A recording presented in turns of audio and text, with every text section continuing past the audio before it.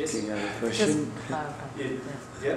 Like in terms of, I guess, going overseas, because you and I are going overseas as well, and I guess if we look at the way we budget stuff, or how much money we spend compared to how much we give, it seems like airfare and everything just take up a big proportion. Yeah.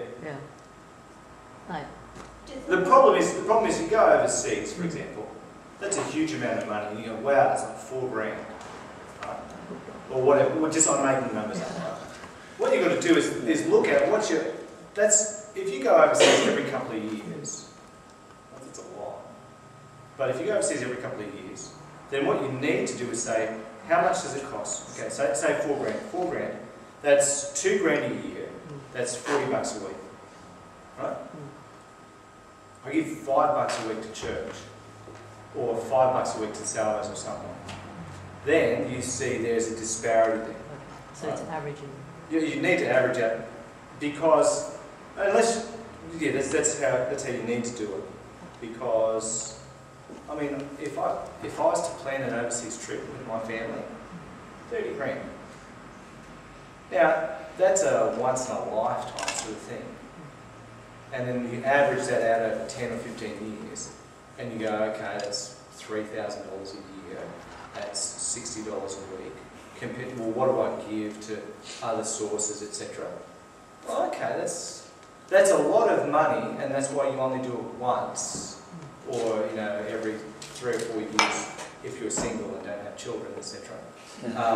Because but you've got to look at that. Because you might, on one hand, you might go, okay, now I feel okay about that, and it's reasonable. But you might turn around and go, wow, I never thought of it that way.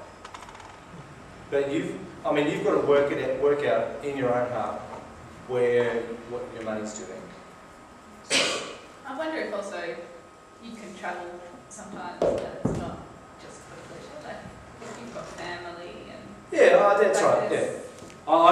So when I'm talking overseas trips and stuff, I'm talking purely pleasure. And you've got family that you're going to visit, like your dad lives in Toronto, so it's different. Yeah. Can I add, I think you can over-meditate it a bit too much and make it into a legalistic thing. Yeah. I think, correct me if I'm wrong, but it doesn't have to be dollar for dollar, as long as you pull the money out for God first and you deal with what's left. And if something comes up and you're like, well, that person needs that, well, I've got the money, so I'll give it to them. If that person needs a jacket, I'll provide them a jacket.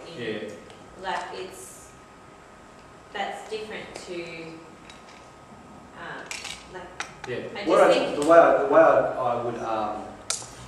The way I would.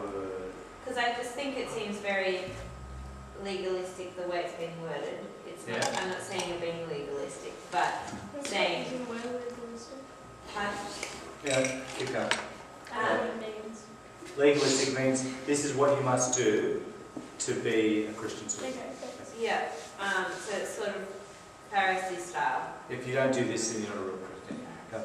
Yeah, I think there's a certain extent where you go, well, out of my budget each week, that's how much I'm giving to God, and the rest of you don't have to plan it as detailed.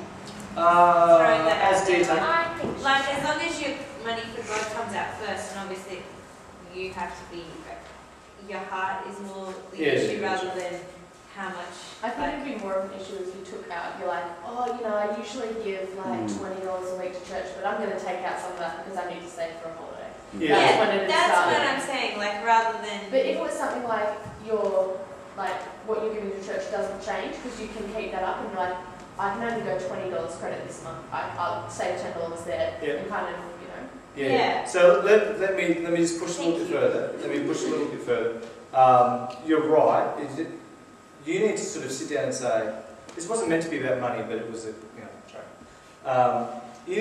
when it comes to money, you need to say, this is how much I think I should give, and set that out first. And then I think you should stick to that if it's reasonable. But the problem is that it's often not that way, and people go, I'll give what is left over. And there is never spare money. I don't know about you, I don't know what spare money is. I've never seen spare cash. It doesn't exist. It doesn't exist. And cash is a very clear indicator of our priorities. It's a very clear indicator. Yeah, And so if someone says, I'm on $500 a week, I'm going to give $5 a week to church and spend $50 a week on lunch or on DVDs or whatever. I would say to that person, if they said, do you think this is reasonable? I'd say, oh, not really.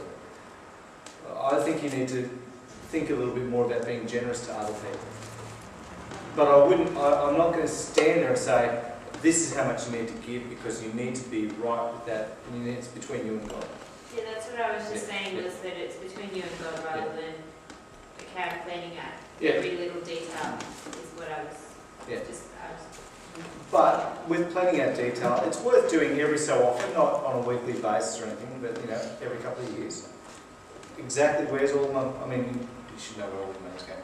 Exactly where's all my money going, and make comparisons.